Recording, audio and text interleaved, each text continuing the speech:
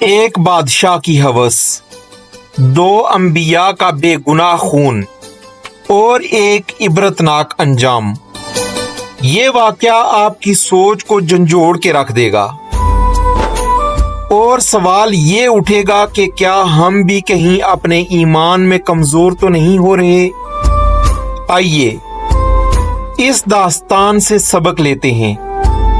حضرت زکریا علیہ السلام اور ان کے بیٹے حضرت یحییٰ علیہ السلام بنی اسرائیل کے انبیاء میں سے تھے جنہیں اللہ تعالیٰ نے ہدایت کے لیے بھیجا تھا۔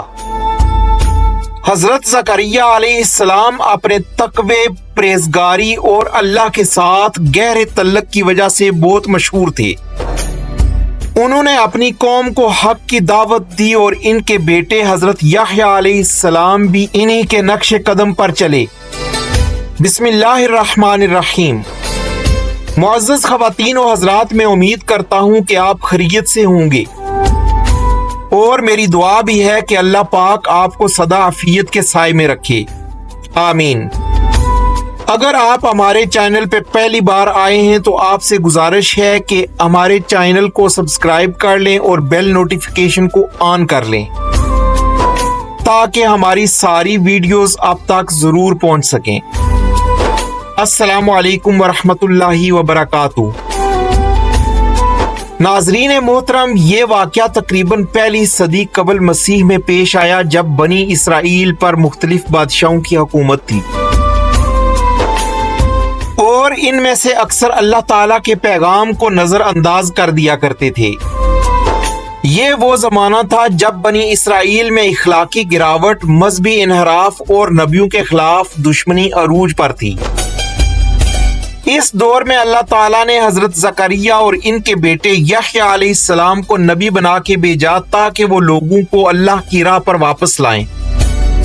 نصر بادشاہ بنی اسرائیل کے حکمرانوں میں سے تھا اور ابتدا میں ایک نیک اور دیانتدار حکمران کے طور پر جانا جاتا تھا۔ وہ حضرت یحییٰ اور حضرت زکریا علیہ السلام کی عزت کرتا تھا اور ان کے مشوروں پر عمل کرتا تھا، لیکن وقت کے ساتھ ساتھ وہ اپنی ہوس اور نفسانی خواہش کا غلام بن گیا۔ اس کے دور حکومت میں ایک خاص واقعہ نے اس کی شخصیت اور حکومت کو برباد کر دیا۔ نصر بادشاہ نے ایک بہت ہی خوبصورت عورت سے نکاح کیا جس کی پہلی شادی سے ایک بیٹی تھی۔ یہ بیٹی غیر معمولی حسن و جمال کی مالک تھی۔ جب وہ لڑکی جوان ہوئی تو بادشاہ اس کے حسن کا دیوانہ ہو گیا۔ اس نے لڑکی سے نکاح کا ارادہ کیا، لیکن یہ نکاح شریعت کے اصولوں کے خلاف تھا، کیونکہ سوتیلی بیٹی سے نکاح بنی اسرائیل کی شریعت میں حرام تھا۔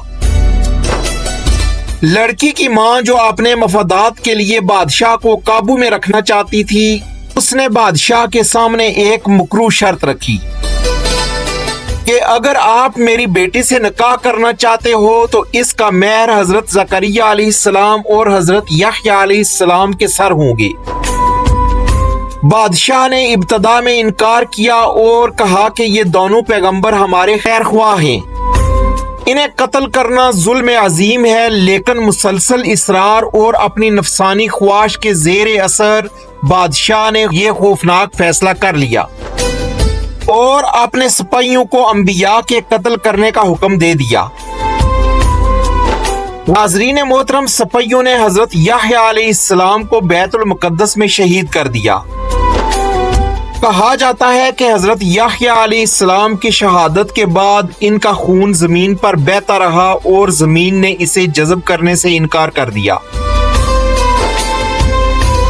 یہ معجزہ لوگوں کے لیے اللہ تعالیٰ کی طرف سے ایک تنبیہ تھی کہ مظلوم کا خون ناحق بہانے کا انجام کتنا خوفناک ہو سکتا ہے۔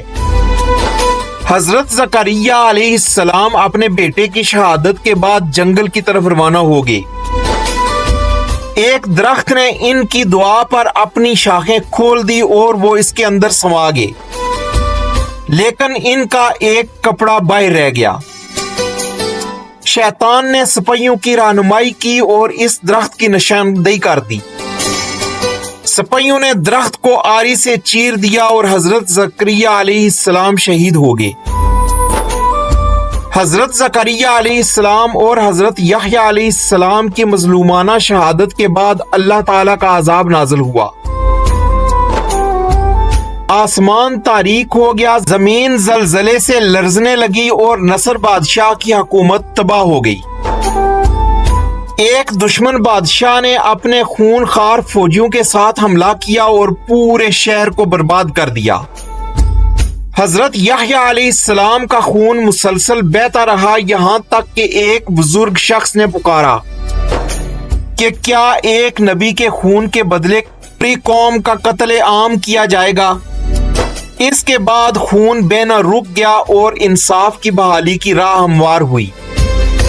یہ واقعہ ہمیں سکھاتا ہے کہ ظلم و ستم کا انجام ہمیشہ تباہی ہے اور گمراہی کی طرف لے جا سکتا ہے۔ انبیاء کی قربانیاں ہمیں یہ سبق دیتی ہیں کہ ایمان کی حفاظت کے لیے ہمیں ہر آزمائش کا سامنا صبر اور استقامت سے کرنا چاہیے۔ میں امید کرتا ہوں کہ آپ کو آج کی یہ ویڈیو پسند آئی ہوگی، اور اگر ہماری یہ ویڈیو آپ کو اچھی لگی تو ہماری حوصلہ افزائی کے لیے اسے لائک کریں اور اپنے دوستوں کے ساتھ شیئر ضرور کریں۔ ہو سکتا ہے کہ آپ کا ایک شیئر کسی کی زندگی اور دل بدل دے اور آپ کے لیے بھی باعث ثواب بنے۔